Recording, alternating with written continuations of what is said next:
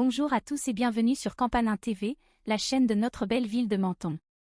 Je m'appelle Aurélia et je suis très heureuse de vous retrouver pour vous présenter la chronique du jour. Rejoignons sans plus attendre Jacques en direct du chantier fantomatique de l'hôtel 5 étoiles de Menton. Oui, bonjour Aurélia, effectivement, du nouveau pour la saga de la ville de Menton, avec cette dernière chronique de Paul Treuer, suite à l'édition de nos confrères de FR3 Provence-Alpes-Côte d'Azur, du 15 février dernier. J'y crois plus que jamais, indique le promoteur immobilier. Mais que nous dit Paul Treuer sur cette construction fantomatique? Aujourd'hui, je vous propose de décrypter le dernier article de presse à propos de l'hôtel implanté à Menton-Garavant. Le promoteur a annoncé à la presse « J'y crois plus que jamais » ou « Que jamais plus j'y crois » ou « Que plus jamais j'y crois ». Bref, il a le droit. Il faut toujours croire dans ce que l'on fait, sauf que la gestation de cette construction qui est anormalement beaucoup trop longue a un avenir très incertain, contrairement à ce que laisse supposer l'effet d'annonce ou effet de com'. On rappellera qu'au cours du dernier conseil municipal, le maire adjoint chargé des finances, Florent Champion, après nous avoir endormis par un exposé totalement inutile sur les économies mondiales, européennes et autres, nous a annoncé deux nouvelles qui interpellent. La facturation de pénalités de retard à l'hôtel depuis le 1er janvier 2025, à hauteur de 300 000 €. Surprise, ça vient de sortir du chapeau, évidemment. L'autre, déjà évoqué concernant la provision budgétaire, pour faire face aux conséquences judiciaires des graves erreurs de la mairie et de son maire dans la gestion des DSP plages. Mais, avant de parler de pénalités de retard et des mensonges de la mairie et de son maire, penchons-nous de plus près sur la problématique de l'affaire en nous plaçant préalablement dans l'historique du projet pour savoir de quoi il s'agit. Tout commence le 8 juillet 2011 avec le premier permis de construire, qui, d'investigations complémentaires oubliées en recours judiciaire de l'Aspona notamment, nous amène directement et rapidement à l'année 2016. Année 2016 qui voit la ville et le promoteur signer un bail à construction, la ville donnant en location le terrain communal pour ériger un hôtel avec ouverture en juin 2020 et la facturation d'un loyer de 300 000 € révisable pendant 73 ans et 6 mois. Malheureusement, imprévisibilités diverses et météo de novembre 2018.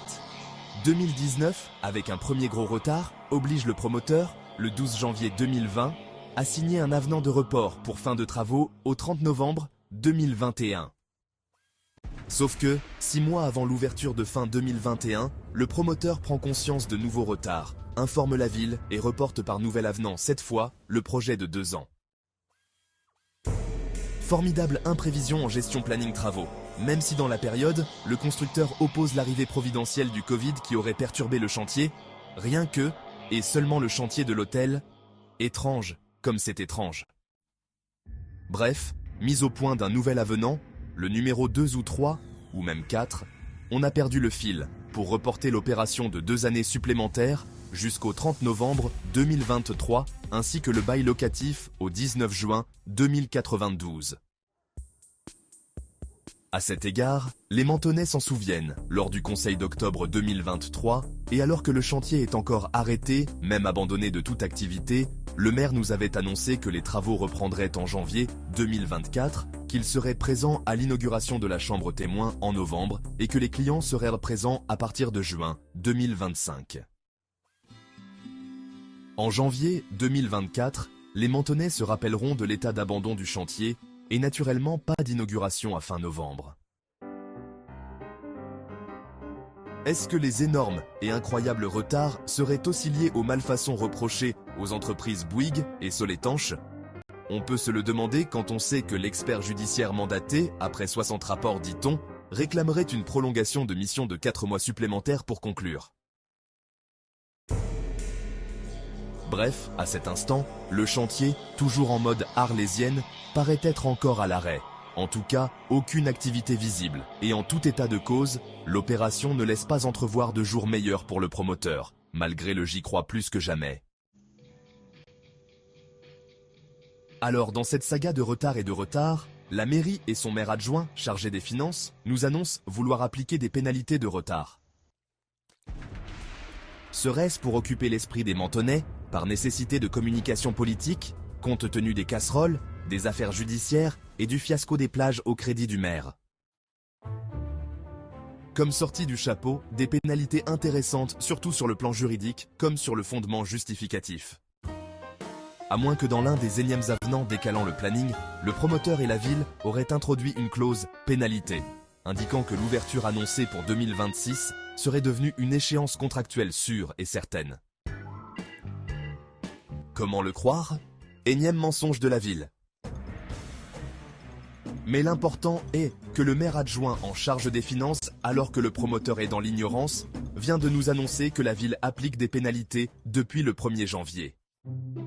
C'est quand même étrange, parce que si ces pénalités étaient les prévues depuis l'origine, pourquoi ne pas les avoir appliquées avant, dès la première échéance, en 2020, et puis sur quelle base contractuelle de calcul, quel retard, depuis quelle date, combien de temps, tous ces éléments qui caractérisent et dimensionnent des pénalités. Avec bizarrement un montant de 300 000 € qui correspond au loyer annuel initialement prévu dans le contrat de décembre 2016. C'est loin d'être payé. J'y crois plus que jamais, a dit le promoteur. Il doit être le seul visiblement à croire ce qu'il dit. Parce qu'à l'analyse du dossier, bientôt 10 ans, il n'y a toujours aucune visibilité, sauf à parler de malchance sidérale. Par contre, au rythme où vont les choses, on peut annoncer sans se tromper sur cette affaire que l'inauguration de l'hôtel sera faite avec la présence d'un autre maire, qui, espérons-le, sera plus transparent que le maire actuel. À suivre, et puis, tant que ça ne coûte pas un sou au Mentonnais, à suivre aussi.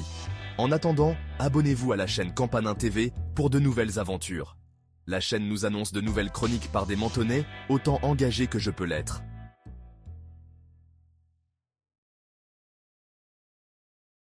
Voilà, c'est la fin de cette chronique. J'espère que cela vous a ouvert les yeux sur les extravagances de notre belle ville des citrons. Et n'oubliez pas de vous abonner à notre chaîne pour suivre en direct la saga de Menton. À très vite.